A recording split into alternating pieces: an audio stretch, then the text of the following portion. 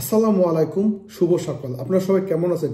আমরা যারা এখনো ইলিয়াস আলী এবং সালাউদ্দিন ভাইয়ের অপেক্ষায় ছিলাম, সালাউদ্দিন ভাই তো আল্লাহর রহমতে বেঁচে আছে, ইন্ডিয়াতে আছে এবং তাকে ইন্ডিয়া পাঠানোর পিছনে এবং ইলিয়াস আলীকে হত্যার পিছনে যে কাজ করছে সেই মেজর জিয়াউর রহমান তাকে চাকরি থেকে অব্যাহতি দেওয়া হয়েছে।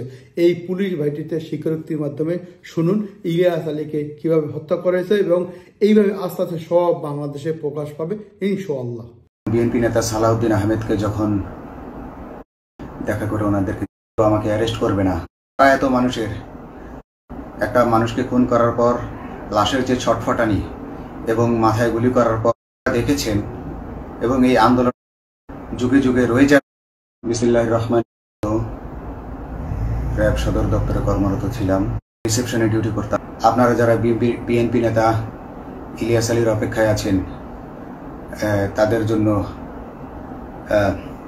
দুঃখজনক সংবাদ, তাকে অনেক আগেই হত্যা করা হয়েছে।